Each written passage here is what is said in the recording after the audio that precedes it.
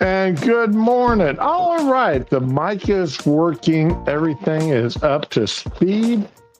I need to shut this off so that I can quit blasting my own ears. What is going on here? I could have swore I stopped the music. There we go. Now I've definitely stopped the music. Try and talk over the music. All right, let's see here.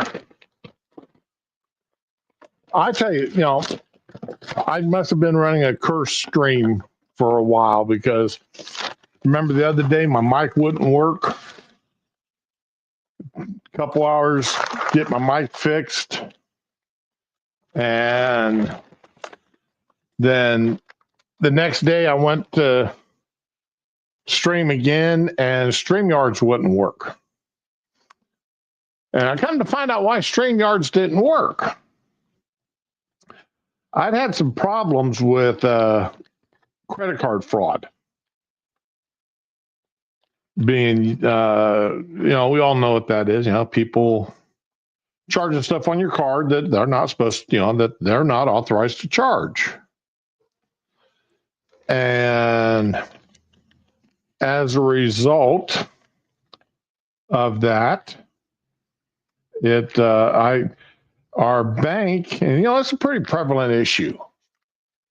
And the banks, why are all my chats missing? Good morning, Digi, and afternoon, Fury. Fury, long time no see, buddy. And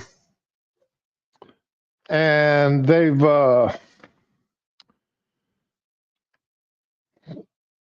so anyway, what had happened was my StreamYard subscription had ran out. I did not know it.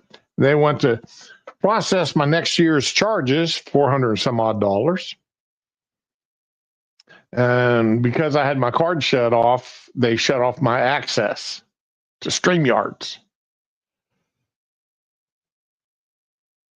But the problem was they didn't send me an email or anything saying that was going to happen. Just all of a sudden, my StreamYards didn't work. So if you are you got subscriptions and you're one of these people like me that I shut off my credit card because I did have $2,000 charges placed against it without my permission. When you remember when you got renewals coming up so you could turn your card on. I'm just amazed StreamYards didn't send me an email on it. That kind of sucks, they just shut off your access to StreamYards. But anyway, so I'm back today, and just as I was getting ready to start the stream, UPS dropped off a package for me. I'm actually surprised it got here this early. Usually UPS doesn't deliver here until 1, 2 o'clock in the afternoon. But they got here way early. I've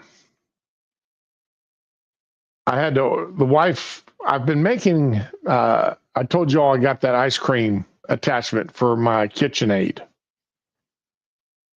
And it makes 4 cups of ice cream at a time, which is great because that's a week's worth of ice cream for the wife and I. We just divide that up into fourths, and when we want ice cream in the evening, I go out and a cup of ice cream apiece, nice portion control, but you still, it's not like you're sitting there eating a whole pint. You're just eating a cup of ice cream, which is nice. And she wanted me to make strawberry ice cream. And even though I've got strawberry extract, it just doesn't add the flavor to it. So I ordered what is this stuff here? Organic strawberry powdered, gluten-free, freeze-dried, no sugar added.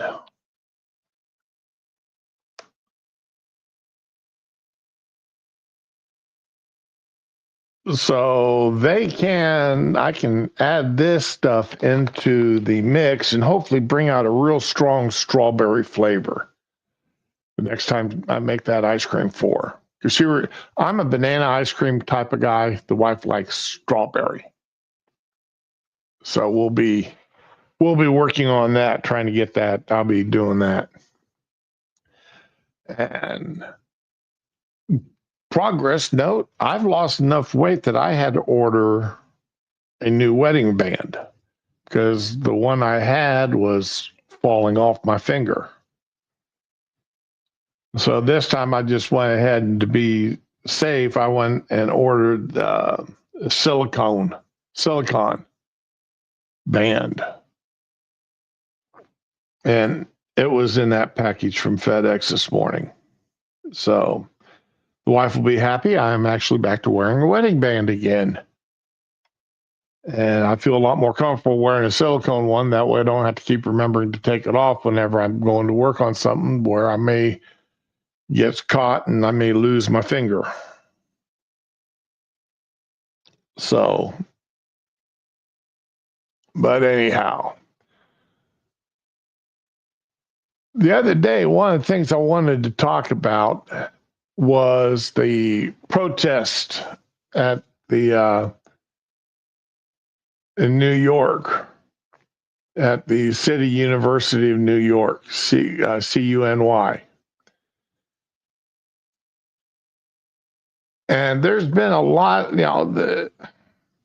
this is where they locked the protesters in the library and told them they could come out.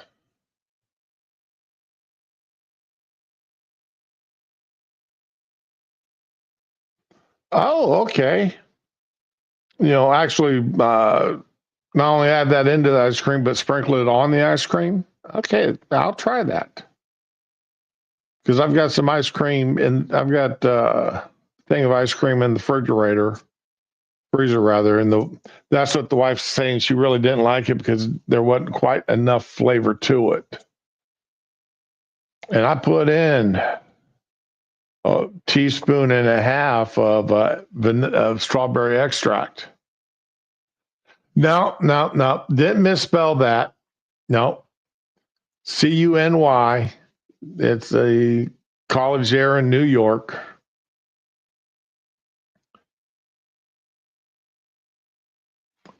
But yeah, they locked the protesters in the library and they told them that, hey, if you want to come out, fine, but you're going to have to come out one at a time and show your ID and take your garbage off your face so we can see you and we can identify you. And anybody that refuses to do it will be arrested. And we'll take you down to the jailhouse and we'll fingerprint you and ID you that way. Well, unfortunately, I didn't really keep up on the story to find out how many of these protesters got identified and were not college students. What in the heck? Oh, come on, don't be doing this to me now. Okay. What? I don't have that many tabs open. Why are you giving me all this grief here?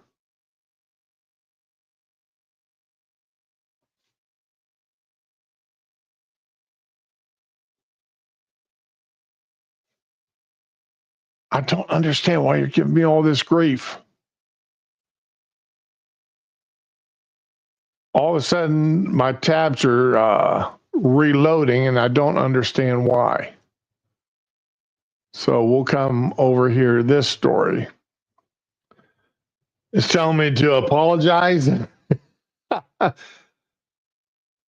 Unlike the Central University, Newcastle upon the Tyne. Yeah.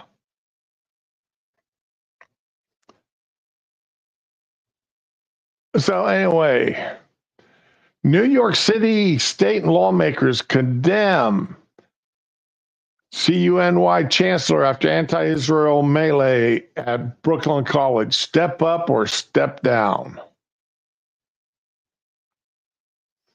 bipartisan. Democrats finally stepping in there and saying that, these protests have got to stop. A bipartisan group of 9 New York City and state lawmakers is demanding that Brooklyn College take swift action after a mob of anti-Israel protesters brawled with cops on campus Thursday. This is last Thursday, resulting in more than a dozen arrests. If they would have been doing these arrests a year ago, a year and a half ago, when all this crap started, maybe it would be over with by now. But they didn't. They've let these hate mongers get away with everything. And as I've said before, if these people would have, from the start, treated these Palestinian protesters as they would have treated anybody protesting against blacks, against Hispanics, against Native Americans, this whole thing would have stopped. If the media, instead of supporting the protesters like they have. But for some reason, the Democrats and the liberals think it's perfectly fine to hate on people simply because they're Jewish.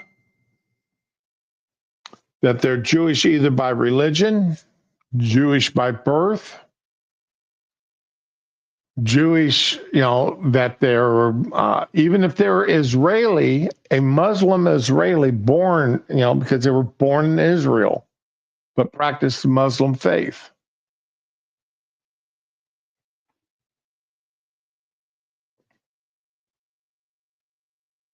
But no, for some reason, the left finds it's perfectly fine to act this way against them. I'll not understand, the pure hypocrisy of that. The pure hypocrisy. Now, I'm not saying that Israel, that I believe personally that Israel as a country, everything they've done is 100%. Just like I don't agree with everything Trump has done. I didn't agree with everything Reagan's did. I didn't disagree with everything Obama did. I didn't disagree with everything that came out of the Biden administration. I'm not 100% for or 100% against anybody.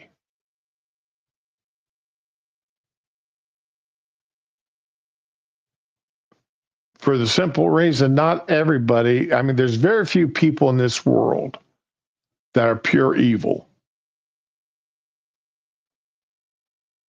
Very few. Yeah, and are there some? Yeah, but they're very few. And it's just those very few people make the news, and it makes it seem like there's everybody.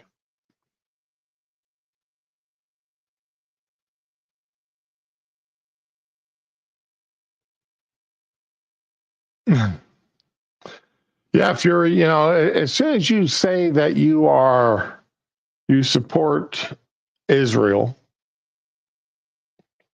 which since October 7th, I've supported everything Israel's done in the Gaza Strip and trying to get their people back. I do 100% blame the Palestinians in the Gaza area for everything because they voted Hamas in, they've kept Hamas in. I've said that before, I'll say it again, I'll continue to say it.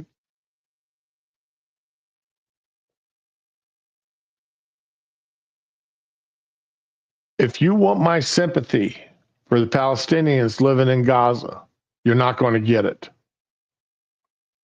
Now, I'm not happy that children are being hurt. I'm not happy that children are dying.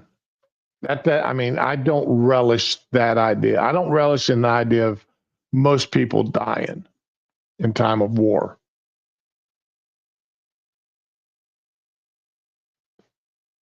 But I also have to look at the idea, remember the fact, and I want people to remember the fact that these people have put into power and have supported Hamas, that these people actually train their children to hate Jews simply for being Jews.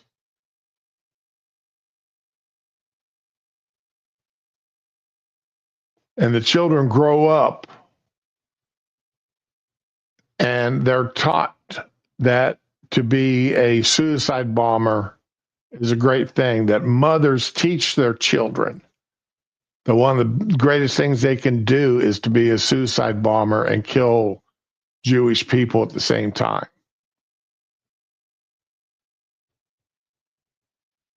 This is why I have very little sympathy for what's going on in Gaza.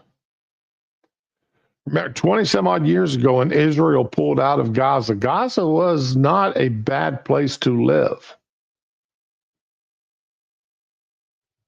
until they dug up the water pipes to turn them into artillery shells, till they tore down buildings, till they destroyed what infrastructure there was.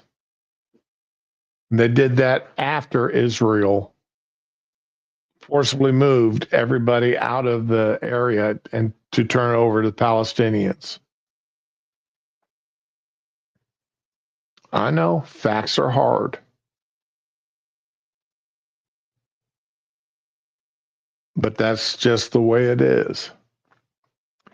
And these American students, back to these protests that have been going on in our country now for the past 2 years, these American students protesting in support of Palestine, support of Hamas.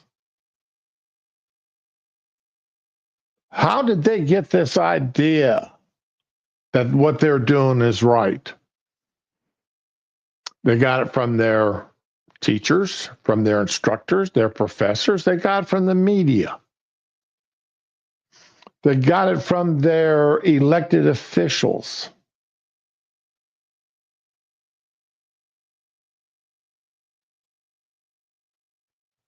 We've got people in our Congress that hate Israel and hate Jews. And most of them, or some of them, not most, but some of them are a member of the squad.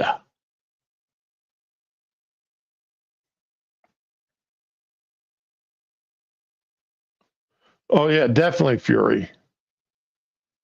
Israel did give them desalination plants. Yep, the Gaza could be a wonderful place to live if they had only used what was available to them. It's unacceptable, but not surprising that almost 2 years after October 7th, and after an investigation to CUNY, several public hearings, we're still grappling with disruptive and criminal behavior against Jewish students, encampments, and mass agitators on campus.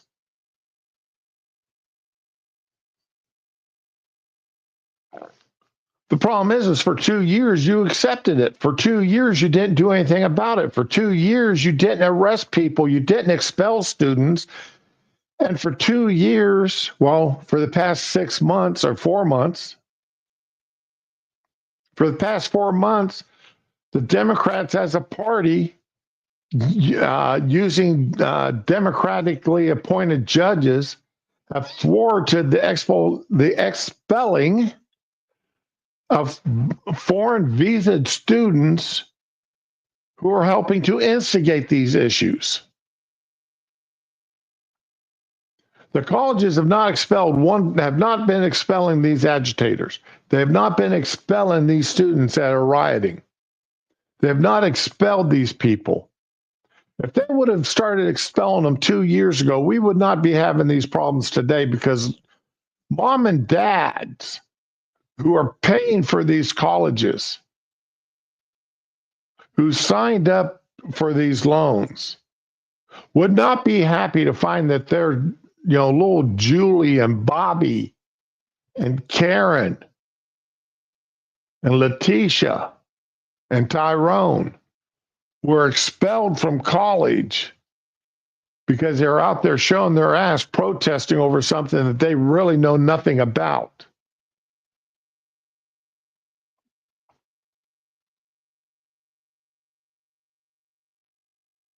But these colleges put their financial gain ahead of what was actually what they should have done. Because if they expel the students, the colleges quit getting paid for the students. Especially if they're a freshman. They lose 3 years of funding.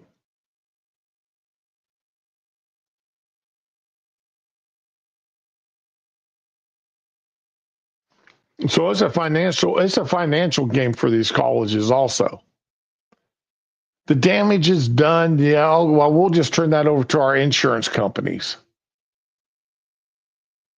Well, the insurance companies are going to soon get tired of paying for it, and we'll be canceling policies or putting riders in the policies that insurances will not cover damages done by student and faculty protesters.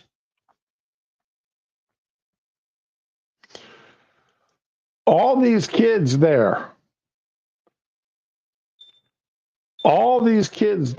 Okay, I have.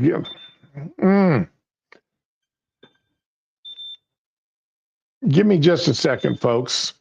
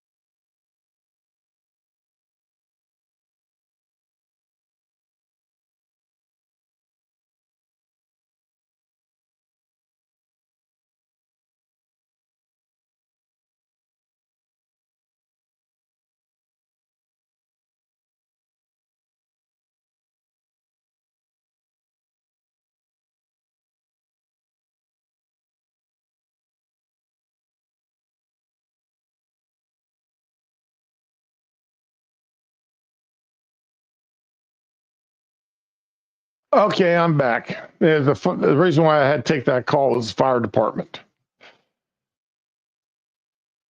They're wanting to know if I had noticed anything coming out of a neighbor's house yesterday, last evening, last night.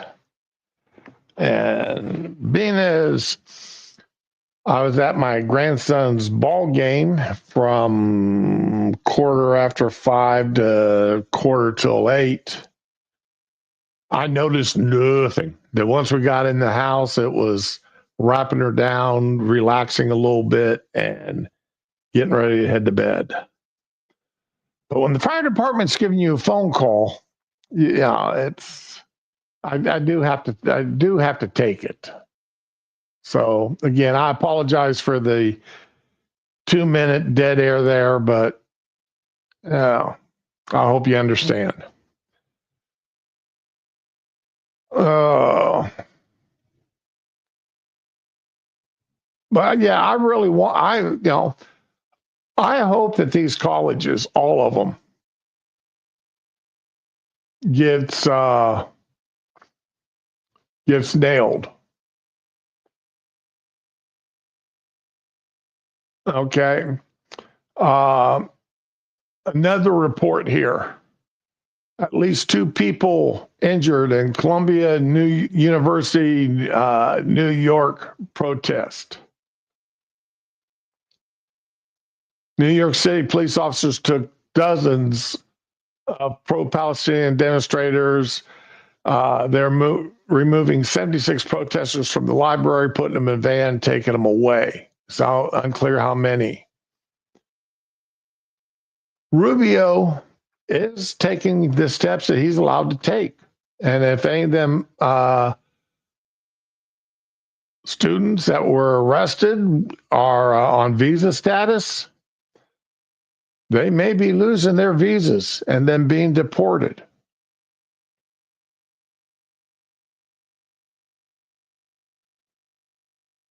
But this is a good thing.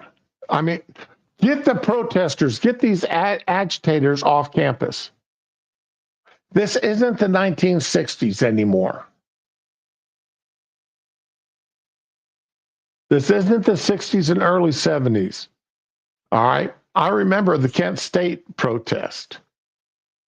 That was, basically just up the road from where I grew up. I remember, them telling us to wear black armbands. One of our teachers telling us to wear black armbands after those protests at Kent State. And parents got PO'd about that. That teacher almost lost his job. I was in elementary school when that happened. I was in 7th grade, I think. That teacher almost lost his job over it. He skirted the issue a couple of times, come close to losing his job, like when he had all of us, all the boys in his class wear little badges with MCP on them and a picture of a pig's face. MCP standing for male chauvinist pig. He almost lost his job. He got called on the carpet and written up for that. That was pretty much the last straw. Well, what in the son of a gun? What is that?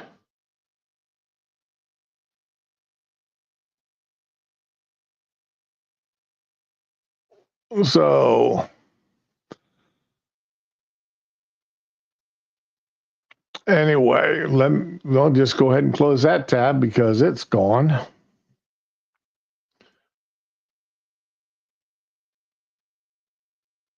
And that tab is gone. Okay. I don't know who's doing what. But somebody's out there taking stuff.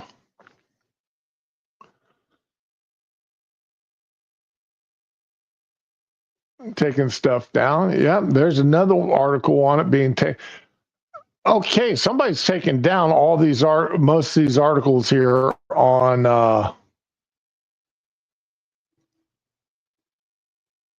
the new. Well, at least this New York Post article didn't go down, but somebody's taking down articles. That's interesting.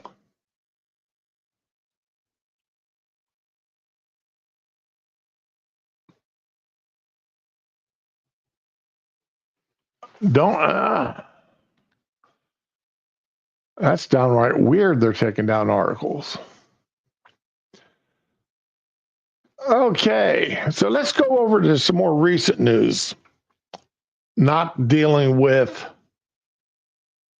protester. Well, yeah, we are sort of dealing with the protester.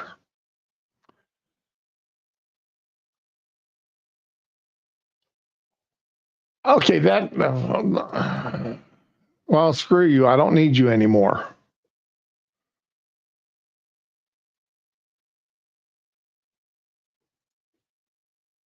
All right. Let's talk about speaking of pigs, let's talk about one of our favorite hogs. As in David Hogg. Now, y'all remember David Hogg got elected to be a vice chair of the Democratic National Committee, the DNC. David Hogg got elected to be one of the bosses there. Well, a Native American woman who failed to win a spot has filed complaints with the DNC. A candidate who failed to win a DNC committee leadership role is challenging her defeat. The first threat to DNC Vice Chair David Hogg since he vowed to keep backing primary challenges to incumbents. Now, remember, David said that if some of you incumbents weren't liberal enough,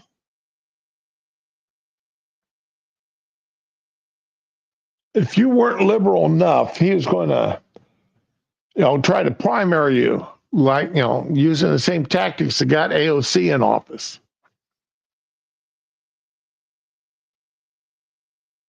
Well, the DNC supposedly, in their rules that they seem to break quite often, say that they have to remain politically neutral during primaries, even though they have, and the DNC has endorsed certain candidates or funded certain candidates during primaries in the past. The DNC's Credentials Committee will meet, or did meet, virtually on May the 2nd or May 12th to consider the challenge from Kaylin Free, a Native American attorney and party activist who lost a vice chair spot to Hogg on the party's February 1st meeting. In her complaint, shared with Semaphore by a Democratic source, Free argued she lost a fatally flawed election that violated the DNC charter and discriminated against 3 women of color candidates and asked for 2 new vice chair elections. In February, after several rounds of voting, the race came down to 5 candidates: Kenyatta, Hogg, Free, and 2 other women. Kenyatta, who's a black male, and Hogg claimed the open spots.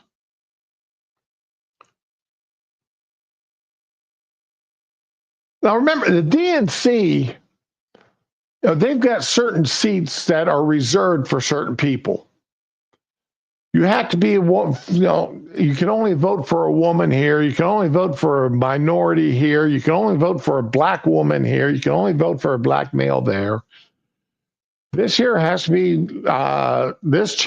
be available only to a member of the LGBTQ plus XYZ WMP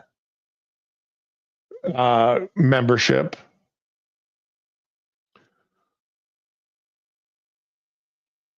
By aggregating votes across ballots and failing to distinguish between gender categories in a meaningful way, the DNC's process violates its own charter and bylaws, undermining both fairness and gender diversity. How can something be fair if you're saying that only people who fit this description can sit in this, be elected for this position? How is that being fair? When you are systematically eliminating people because of, the color of their skin, their gender, or what they believe or what they think. You had to fill these squares to be eligible for this seat. And these squares include gender, race, sexual flavoring, whatever.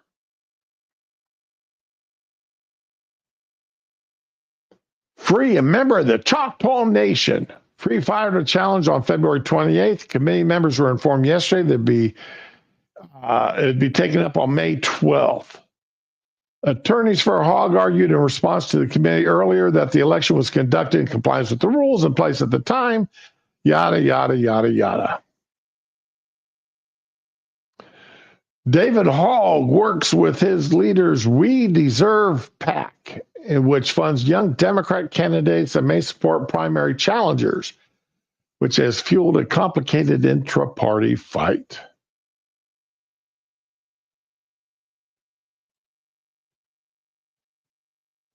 That's true, Fury. They say that they are not for DEI.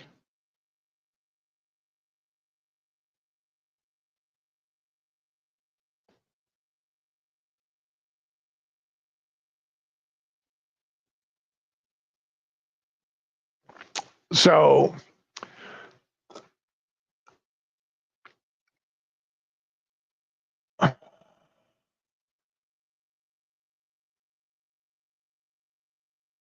oh, come on.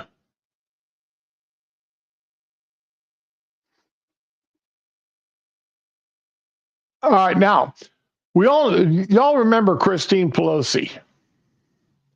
That is Nancy Pelosi's daughter. That's the one that recorded her mother saying that she was the one at fault for January 6th because she didn't approve or request the extra police officers and the National Guard and what the extra protection for around the Capitol building. She admitted, but anyway, Christine Pelosi, she responded to this. First, I want to say clearly and explicitly that this decision has nothing to do with the service of any DNC officer, especially David Hogg or Malcolm Kenyatta. This is about a violation of the parliamentary procedure that was raised in a challenge filed back in February, that was filed back in February by another candidate.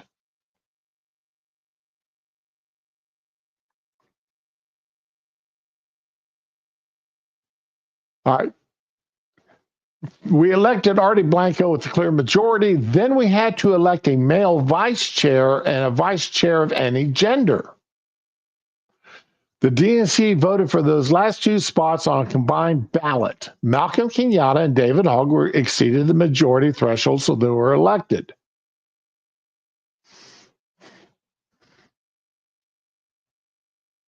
So David Hogg, one of the two got the male chair, and the other one got the chair of any gender. How nice. After the election, one of the vice chair candidates, Kaylin Free, raised a challenge that combining these last two ballots violated the rules of procedure for the vote. That's what we, the DNC Credentials Committee, met to discuss tonight. We dug into the details and found both sides of the arguments compelling. I propose that despite the alleged errors, that we vote to uphold the elections with a recommendation that in the future, we either vote one position at a time or vote for all three positions at once. That vote was 9-9, so more debate.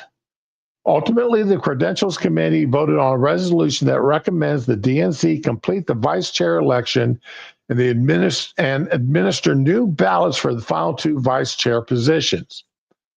Only 5 candidates qualified to run on third vice chair for February 1st: Malcolm, David, Gina Repass, Kaylin Free, and Shasti Conrad. So now the full DNC membership has to vote on our report, on their recommendations. Meanwhile, Kenyatta and Hogg will continue to serve. We'll move to get the .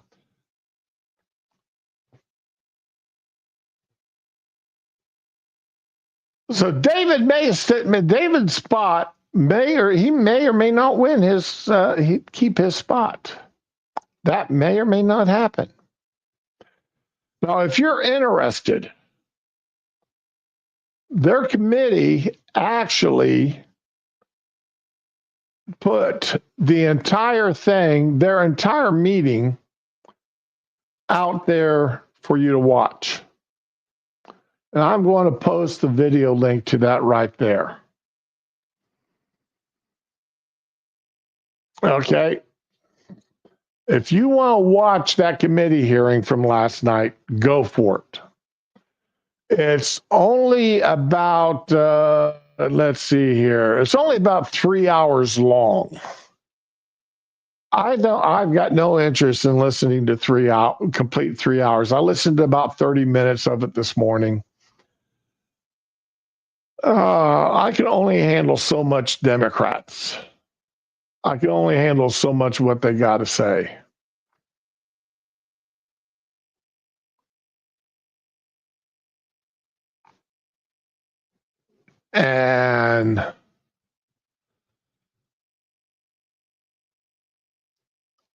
But if you want to listen to it, I mean, some of it was kind of interesting. I'm not going to deny it.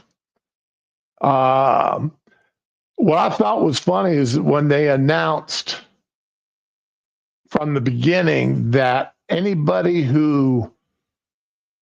mics would be shut off. Yeah, I think you're right about that. But that everybody's mics would be shut off unless they were they had been picked to speak. Because this was like a Zoom call type meeting. So everybody's mics are shut off until selected to speak. Then, okay. Now, David Hogg did release a statement. Today, the DNC took its first steps to remove me from my position as vice chair at large. While this vote was based on how the DNC conducted its officers' elections, which I had nothing to do with, it is impossible to ignore the broader context of my work to reform the party, which loomed large over this vote. Our country is in crisis, and too many leaders in the Democratic Party are asleep at the wheel. Trump is on the mission to crash our economy, disappear people without due process, and participate in flagrant violent public corruption. And voters still trust him more than Democrats. That is a massive indictment of our party. I don't trust any party who believes that you have to have representation, that only certain people can be elected to office if they have the right skin color, if they have the right genitals, or believe they should have the right genitals, or if they have certain beliefs.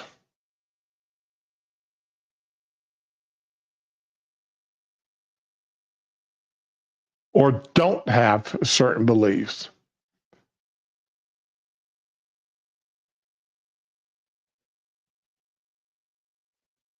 I would I can't trust. You know, if you're going to sit there and say that you absolutely have to have a woman, at least one woman, at least this number of minorities, at least this number of whatever in your leadership, rather than saying, okay, people, who do you want for your leaders? Pick, we need 5 positions filled. Everybody vote for 5 people. And the top 5 vote getters fill those 5 spots. That's the way it should be, in my humble opinion. But that's not the way the Democrats want it. That's not how they play their game. Anyway, last month, my organization announced that it would be primary ineffective. It would primary ineffective members of Congress who are not meeting at the moment. In response, the DNC made it clear they're going to remove me due to the necessity of neutrality for the party. This is despite the fact that the DCCC and the DSCC and other party committees regularly get involved in primaries. Just this month, the Democratic Lieutenant Governors Association pledged a 7-figure ad to spend to elect a candidate in a primary in Illinois. Past DNC vice chairs have endorsed candidates in primaries as well without issue. I ran to be a DNC vice chair to help make the Democratic Party better, not to defend an indefensible status quo that has caused voters in almost every demographic group to move away from us. What has caused people to move away from you was the actions of Joe Biden, Kamala Harris, and 90% of the people in his administration. And since we have found out where people have been spending money over the past few years, thanks to Elon Musk and the Doge team, that's even less of a reason to trust Democrats.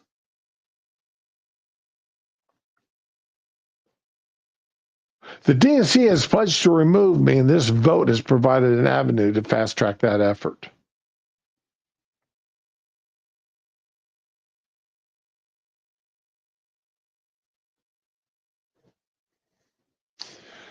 Fury, not everybody, I mean, nobody is 100% wrong 100% of the time. Every now and again, remember, the devil can quote scripture too.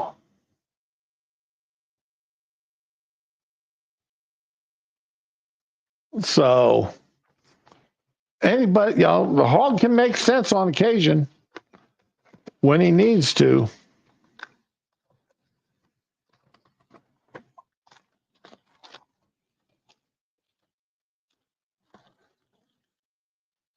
I'm trying to get away from, just on a personal note here, I'm trying to get away from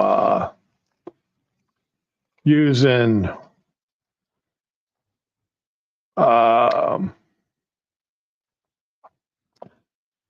what the hell, coffee pods in the Keurig. So I bought a couple, one plastic and 2 metal pods. And I'm starting to buy my own coffee beans that I'm going to start using to make my own coffee. Instead of buying the Keurig pods. The wife wants the coffee grounds for her plants and such. So, but anyway, back to this. The train jumped the tracks here for a few seconds. I've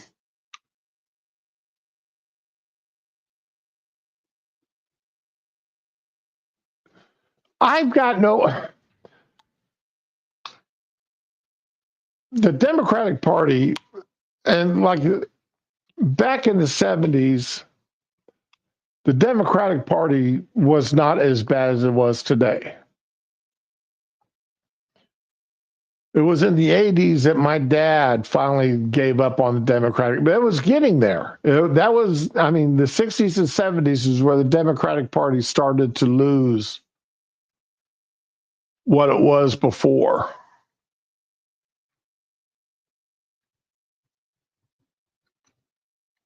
And it was in the 80s that it got so bad that my dad stopped. My dad did the party jump. And my mom did the party jump at the same time. or about the same time. And I had already made the party jump in 1980. I made, no, 79, I made the party jump. In 78, I was still a registered Democrat. In 79, I made the party jump and been a registered Republican since. And now, and like I've said before, if Florida was an open primary state, I probably would be a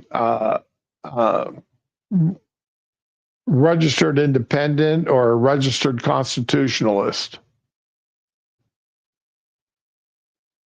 But since it's not an open primary state, I'm a registered Republican, but only because I want to vote in the primaries.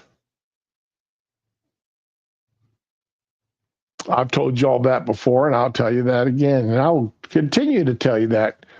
I don't want anybody trying to pigeonhole me in as a firm, hardcore Republican. I do support most Republicans.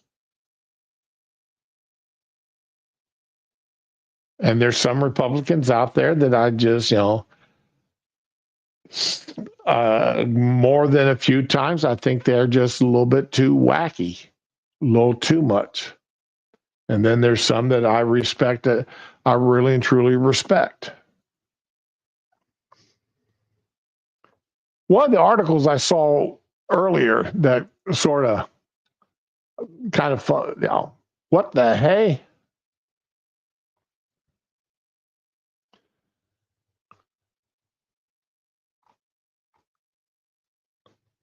Amazon driver caught with their pants down and ring footage after families find stomach turning deliveries on porch. They took the video down. She was pulling double duty. A mischievous Amazon delivery driver got the axe after she was caught on home surveillance, relieving herself on two front porches while dropping off packages in Los Angeles. The stunt took place Sunday in the city Woodland Hills home with the unnamed driver literally caught with her pants down. An Amazon delivery driver in LA was fired after being caught on camera relieving herself outside of two homes. We are deeply disturbed by the unacceptable behavior of this delivery driver and apologize to the customers involved. We immediately identified the driver and they are no longer delivering on behalf of Amazon. The disgusting display played out at 6 a.m. on Mother's Day. Wow. The driver's first seen a home security camera walking away from the home, pulling her pants up with bowel movement left behind on the bottom of the set of stairs. Oh my God, right there in the middle of the stairs, she took a crap. You have got to be kidding me. I mean, a home, and okay, if you've got a set of stairs like that leading up to your house, you've got a multi-million-dollar house there. Does she think you're going to blame that on a dog? Does she think that you don't have cameras pointing right there to see who's coming up your driveway, who's walking up your stairs?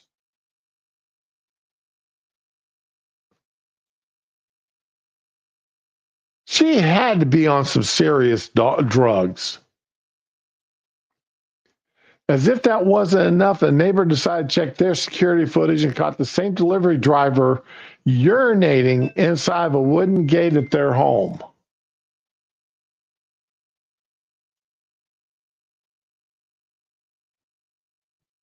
And appears to be staring right at the camera.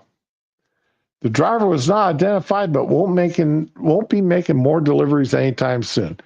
Yeah, she'll be making deliveries, but she'll be making those deliveries at her home in her own bathroom.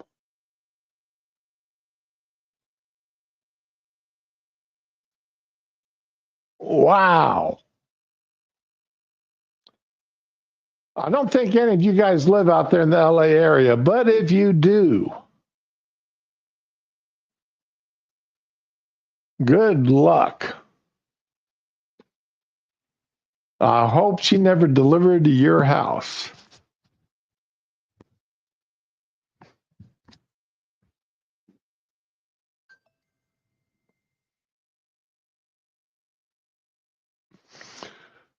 Okay, so let's see. I can delete that tab now, and I'm going to delete that one. Okay, I posted the link to the DNC. I want to save that, and I will put that in the description later. Okay, the last one here that I've got major story I want to talk about is this Boeing. That Qatar is presenting to Trump. And I want to start off with this. Okay. Just as a reminder.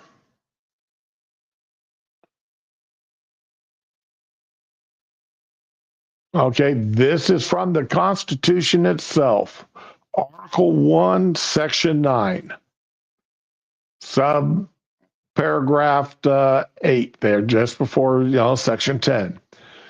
No title of nobility shall be granted by the United States, and no person holding any office of profit or trust under them shall, without the consent of Congress, accept any present, emolument, office, or title of any kind whatever from any king, prince, or foreign state.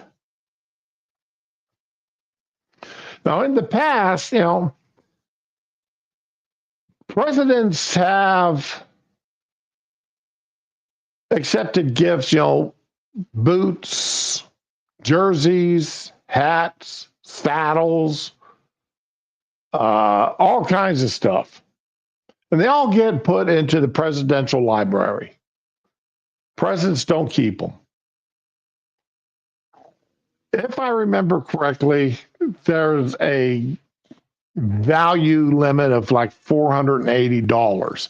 Anything over $480 has to be donated to the library. The president can't keep them. And I think, as a matter of course, most gifts, almost all gifts, have been donated to the presidential libraries, that the president himself did not keep them.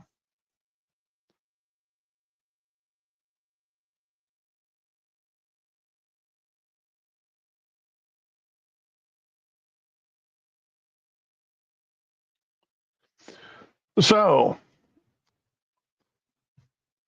it's never been a big issue until now. When Qatar wants to accept President Trump is ready to accept a luxury Boeing 747-8 jumbo jet as a gift from the ruling family of Qatar during his trip to the Middle East this coming week. U.S. officials say it could be converted into a potential presidential aircraft. The Qatari government has said a final decision has been made. Still, Trump has defended the idea, which would amount to a president accepting an astonishing, valuable gift from a foreign government. A fiscally smart move for the country.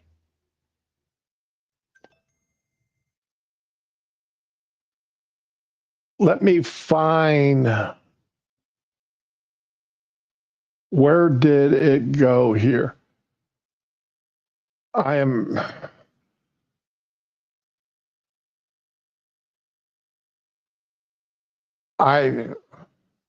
Dadgummit, this is really irritating the daylights out of me. My computer is giving me absolute crap here.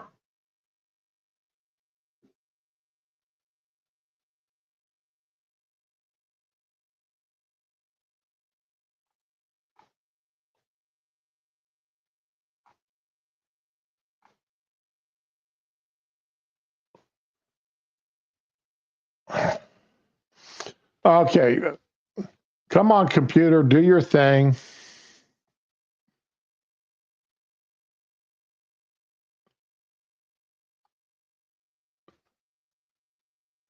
Okay, Trump put out a post. So the fact that the Defense Department is getting a gift free of charge of a 747 aircraft to replace the 40-year-old Air Force One temporarily in a very public and transparent transaction. Bothers the crooked Democrats. They insist we pay top dollar for the plane. Anybody can do that. The Dems are world-class losers, MAGA.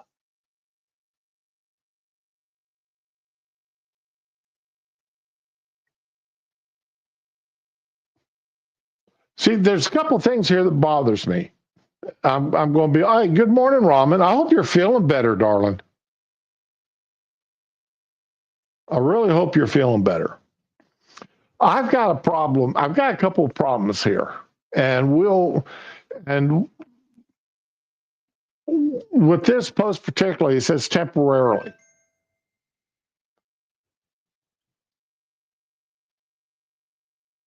Is by this post, that would lead you to believe that Trump is planning on keeping this aircraft after he gets out of office. That it's not going to remain as part of, it's not going to remain as Air Force One after he gets out. That's something that bothers me quite a bit. Especially since they were talking about having to do $100 million worth of upgrades to it. Plus, they're going to have to go over that aircraft inch by inch, looking for bugs and other security issues on that aircraft.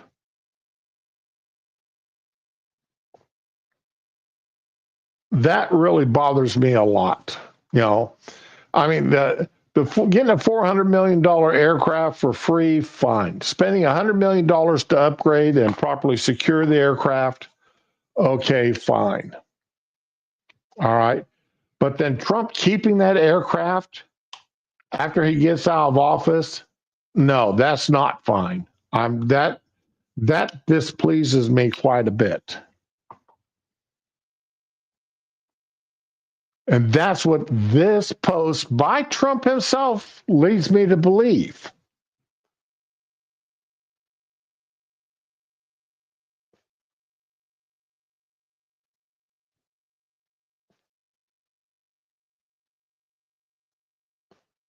Okay. ABC News reported that Trump will use the aircraft as his presidential plane until shortly before he leaves office in 2029, when the ownership would be transferred to the foundation overseeing his yet to be built presidential library.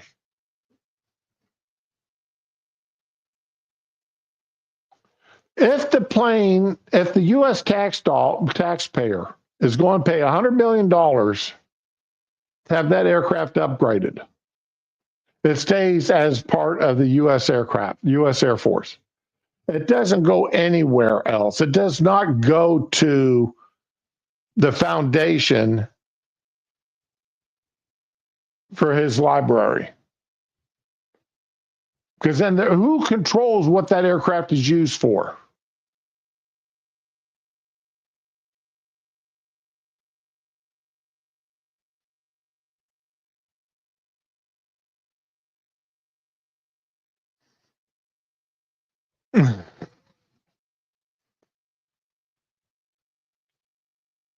Yeah, transponder heaven there.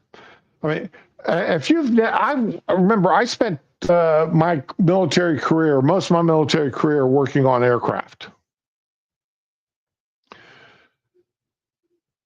working on the F-15. And I'm telling you right now, there are so many places on F-15 to hide things. And this aircraft is absolutely huge. There's no way, absolutely no way, they could inspect every inch of that aircraft to ensure that it was secure. There's just no way they could do it. I honestly don't believe they could actually physically inspect every inch of that aircraft to make sure it's secure, unless it's coming directly from the Boeing manufacturer plant and had never been outside of the country. That Qatar was just paying for it. If it came out of the country, Qatar, then there's no way it shouldn't be accepted. The only way it would be acceptable, to my mind, to my peasy little mind here, is if it came straight from the Boeing factory. And even then, it still need to be inspected because God knows, what was, a couple of $1,000. When Qatar's donating a $400 million aircraft, they could, give somebody $20,000-$30,000 to hide stuff inside the aircraft as it was being built.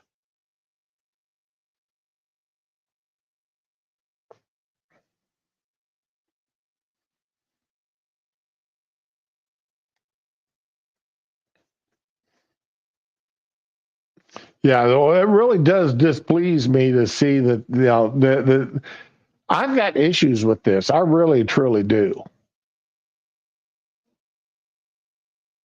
Now, if Qatar waited until Trump was out of office and gave him the aircraft, that's something different. But to give him the aircraft while he's president, then have him spend tax dollars to upgrade it, and then donate the plane to his presidential museum. No, I'm sorry, but I've got to agree with the Democrats on this one. This should be a no-go. This should be a no-go. Okay.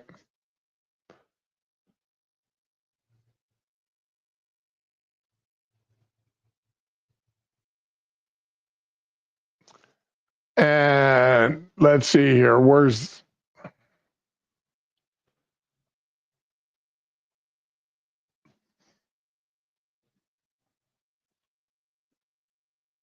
And even some Republicans some GOP senators expressed misgivings over Trump plan to accept Qatari jet. Now, if the House and Senate, the Republicans in Congress, voted to say, yeah, he can accept the jet, then that'd be legal for him to do so. Congress can vote to say, yeah, you can, President Trump, President Biden, President Obama, you can accept that gift.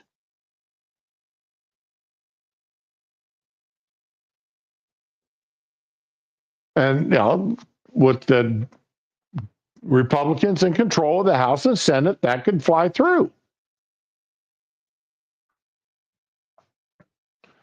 Several Republican senators have expressed misgivings about the Trump admin plans to accept a luxury jet from the Qatari royal family to use as Air Force One, noting potential for security and legal risk. Shelley Moore Capito, member of the Senate GOP leadership team, said President Trump and the White House need to look at the constitutionality of it. Also checking for bugs. Josh Hawley, one of my favorite senators. Josh Hawley of Missouri argued it'd be better if Air Force One were a big, beautiful jet made in the United States of America. John Kennedy, y'all know I love John Kennedy, said he needs to research whether it will pass legal muster. We ought to follow the law.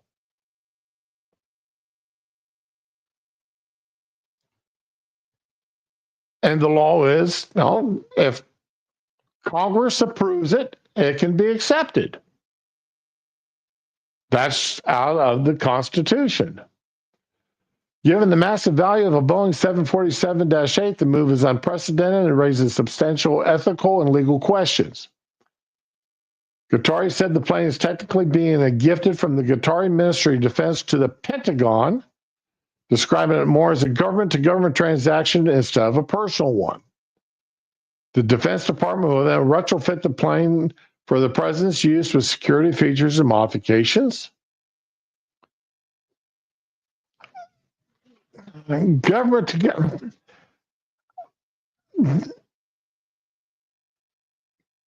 Then where's Trump getting it? If it's government to government, where's Trump getting this idea that when he gets out of office, he can gift the plane over to the foundation for his library?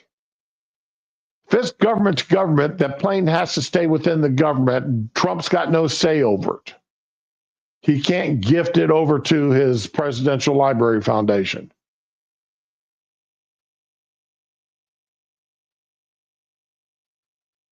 These things do not match up.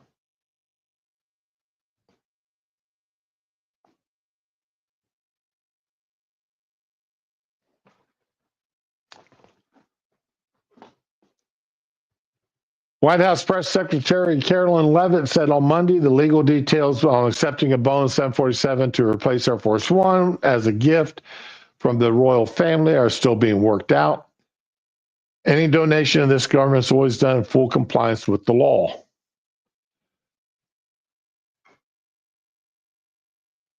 The main thing I want to see is that if it is going to be done government to government, that plane needs to stay inside the government to be used as Air Force One for the next president, regardless of who the next president is. Absolutely regardless. Now, again, I was used to working on fighter aircraft.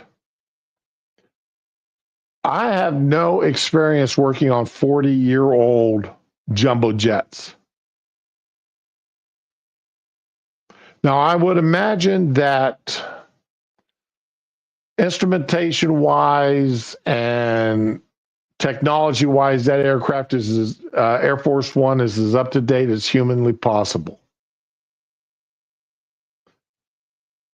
But a 40-year-old aircraft, jumbo jet, I have to wonder what is the structural no thanks. What is the structural capability of that aircraft still like after 40 years? I mean, sure, I'm sure it gets to NDI'd and X-rayed quite regularly, and any stress cracks and anything like that are fixed immediately. You know, it's probably had new wings put on it a time or two.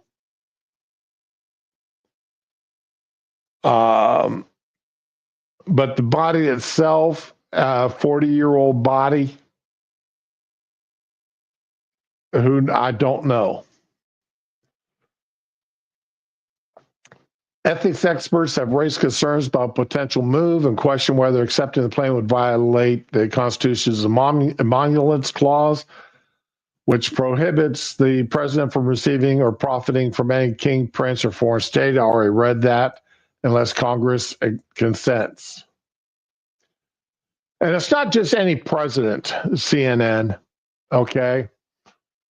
Let's go back to the emoluments clause. No person holding any office of profit trust under them shall without consent of Congress. No person.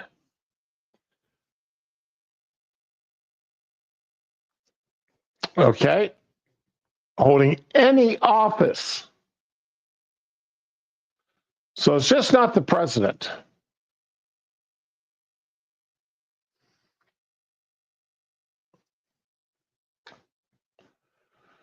Obviously, not all in the parties criticized the move, and some defended the Trump administration.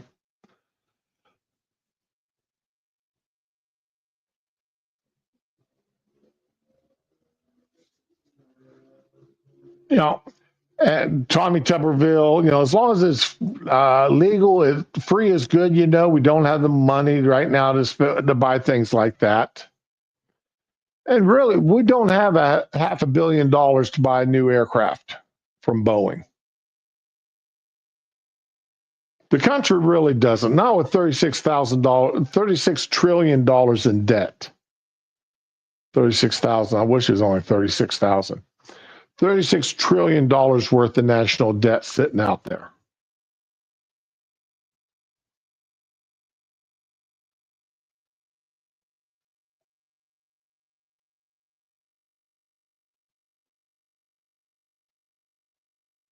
All right. Now, this is something I was not aware of before I read this article. Tuberman pointed out to supply chain issues to justify the transaction, saying in his state, which has large Boeing manufacturing presence, you can't get an airplane for about 6 or 7 years right now because of the backlog. We got to get Boeing going again. I think that's one of the key points. But at the end of the day, if it save us money, I think it'd be awesome. But I don't mind. The saving of money is good.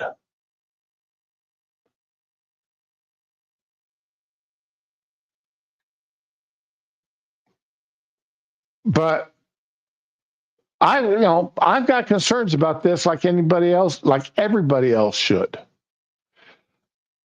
I'm not 100% against it at this time, but I'm not 100% for it either. We've got to have things looked at. We've got to, and if the plane, like I said, if the plane is coming from Qatar,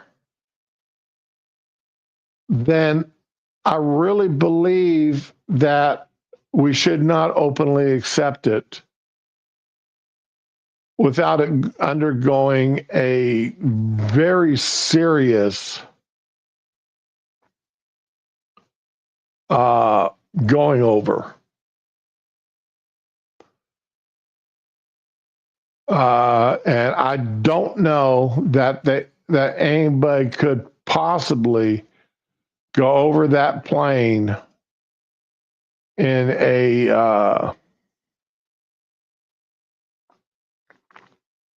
in less than a year, going over it, looking for bugs or tracking or anything else. Let's see here. What in the devil's?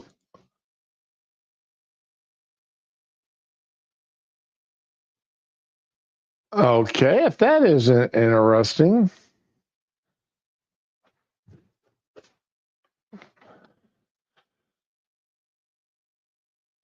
All right. Okay. Well, that's okay now. So I can close that one. Oh, the inflation numbers come out this morning. And it was kind of interesting to see how the different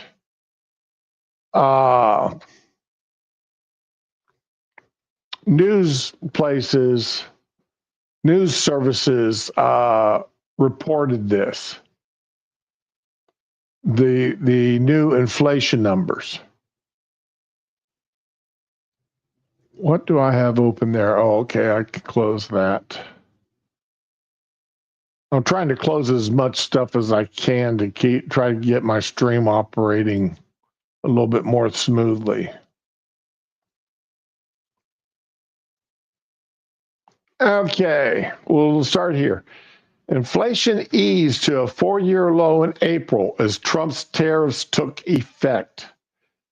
Okay, and this is from USA Today.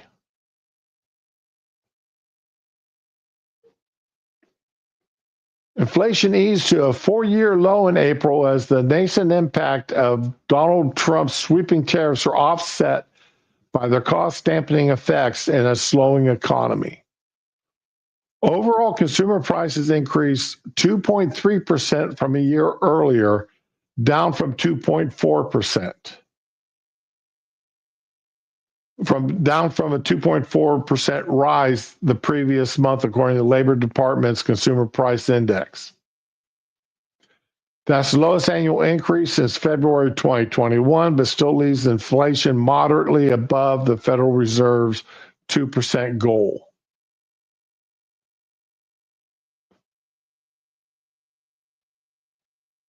Now, remember, this inflation is over last month.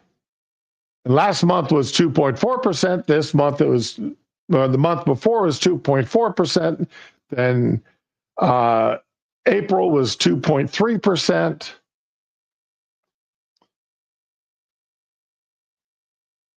I mean, prices are still going up.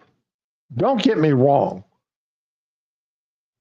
I'm not happy that the inflation is still going up. Prices of everything is still going up. And that it dropped by 10 cents on the dollar over the previous month.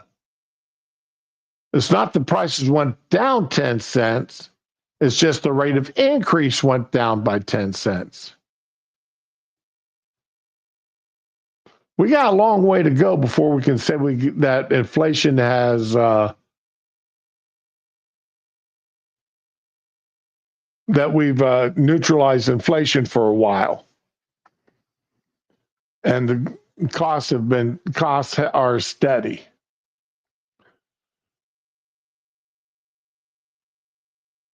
Prices for groceries, including eggs, used cars, and airfares, all fell sharply, while medical services and auto insurance and repairs continued to drift higher. Boy, don't I know auto insurance has gone higher.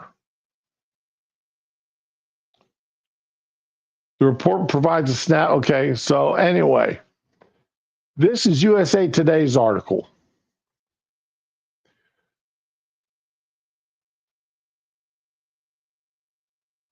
CBS.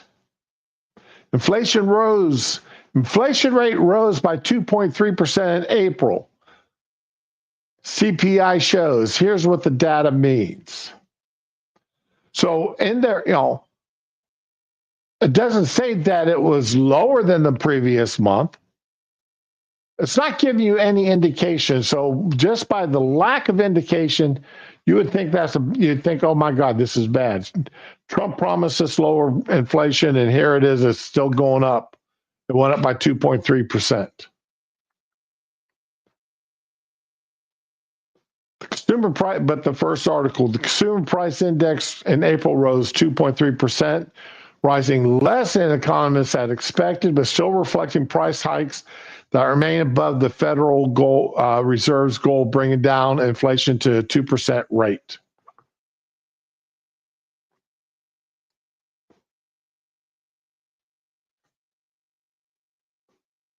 So, I mean, the first article, the lead paragraph isn't bad. It's not bad. It's being honest without being dishonest. So that's not bad. NBC News. April inflation report shows prices grew at slowest pace since 2021. Thank you, NBC. While being very honest, slowest pace, I still, that's a good lead into the article, much better than I would expect.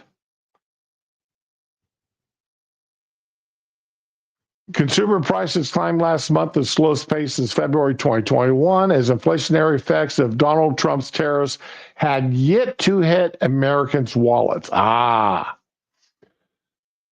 those tariffs haven't hit our wallets yet. But as we know, a lot of these tariffs aren't going to take effect. Like the deal that's being brokered with China right now, yes, we are increasing the tariffs on products coming in from China. But China is not increasing their tariffs by the same amount. So we're when Trump is doing good. He's, from everything I've seen on the tariffs front, I like what Trump has done, what he has succeeded in doing. And did I raise my air conditioning too much? All of a sudden, it got very hot in my house. I must have accidentally shut my AC off because it is 79 degrees in my home right now. And that's a little too high. No wonder I'm sitting here sweating.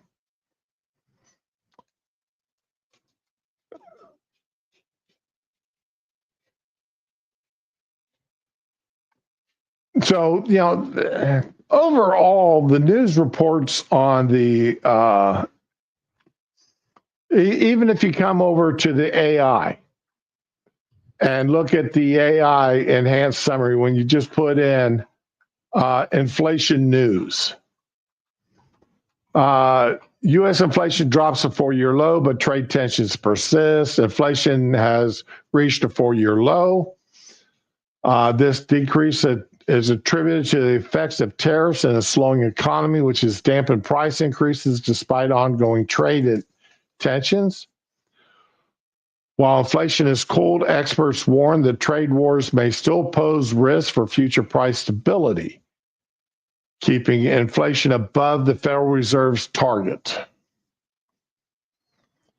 So, that's not bad.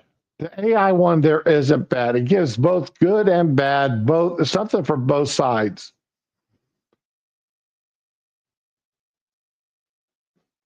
And if you look at just the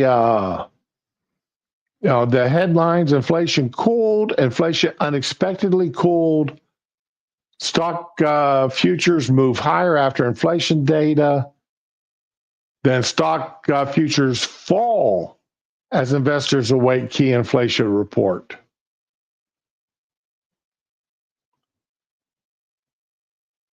Core inflation held steady. Okay, yeah. It only dropped 0.1%. So, yeah, you can say that held steady. Inflation hits lowest level in 4 years despite tariffs chaos. So, it's almost even-handed, which sort of surprises me. It's almost pretty even-handed here.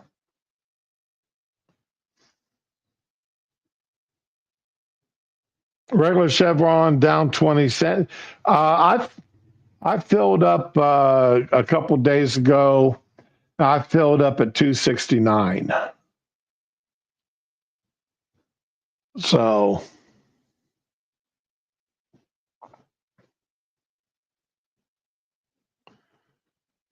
well, they have to report the actual inflation number, which was 2.3%. They had to report that. Yeah, Dana, we see you.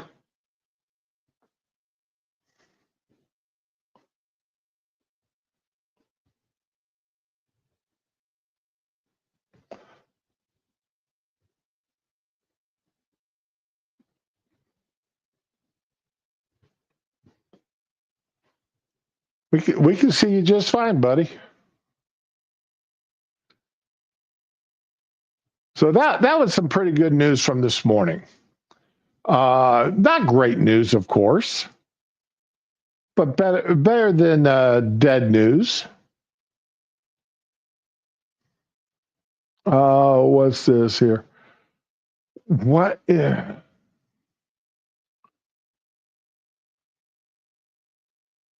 Oh no. That's.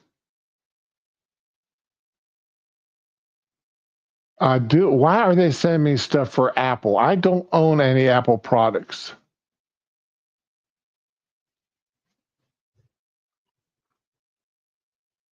I don't. I don't know why I keep getting ads for Apple crap. I don't get it. So overall, guys, I would say that the reporting this morning is pretty fair. Going back to the Columbia University of New York protests, as I said before, if these schools would have started arresting people earlier, if these schools would have started expelling students earlier, 2 years ago, a lot of this, we wouldn't be having these issues as such today. And that's all I got to say about it. And that's all I've got for today. That, and as far as time allows me to do today. But anywho, Raman, I hope you get feeling better. I want to thank everybody for coming out and paying attention to me ramble on this morning. And overall, my system kept me running pretty good. I mean, I didn't have microphone problems, and StreamYards allowed me to stream this morning after I pay them $450 to stream for a year. I've got to learn how to use OBS over this next year so that next year I don't have to pay $450. I've got to learn how to do it. That's all there is to it. I really do learn how to do it. No, I'm not going. I do not donate to MLK.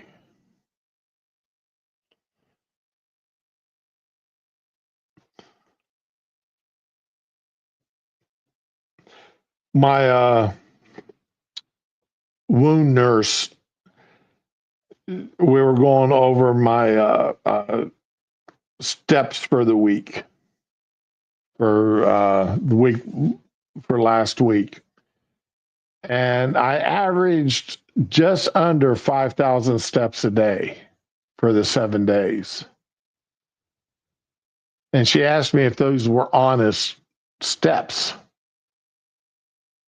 I said, yeah, they're honest. I don't cheat. You know, when I go out walking, my phone goes in my pocket. You know, that way I can listen to my audiobook while I'm walking, but my phone is in my pocket counting my steps. And I said, I don't have one of those little cheater machines that, like my son, he's doing Pokemon and he has to do 20 kilometers in a day to get this next Pokemon. So he's got one of these little contraptions that sits on his counter and just swings his phone back and forth, imitating steps. And he checks it every few hours and see if he's gotten his 20 kilometers in yet. It's like, yeah, that's it. You know, I don't do that. If I'm close to, if there's a couple of days, Thursdays is my hardest day to get steps in, to be honest. It's actually absolutely Wednesday's actually is my hardest day, not Thursday, but Wednesday. Because I get off work Wednesday morning. I try to sleep until noon. And then I got to get up and start making supper. And it's hard to go out and take that hour to go out and walk. Put the puppy on a leash and take him out for a walk. That's kind of rough for me to do that. Oh, yeah, Fury. Now, when I did security, I did 5,000 steps an hour. Even when I was using my cane, I still that was still absolutely, horrendous. Walking the floors in an apartment complex or a condo complex. That was nuts. That's definitely a young man's job, walking this. And we weren't allowed to take the elevators. We had to take the stairs. And this was a 23 floors, I think, 23 floor condo. That was absolutely ridiculous. And so what we did is each person was responsible for 7 floors. So every night I had to walk 7 floors. I could take the elevator up to the 14th floor. Then I had to walk I walked the 14th through, or no, the 15th through the 23rd floors. And I had to do that every night, 3 times a night. Had to walk that mess. That was absolutely horrible. I hated doing that. But anyway, guys, I'm going to get out of here because anything else now would just be pure rambling. So y'all have a good day. Enjoy yourselves. Try to stay out of trouble. If you can't stay out of trouble, have as much fun getting out of it as you did getting in it. And of course, be with the ones you love and love the ones that you're with. And have a good day.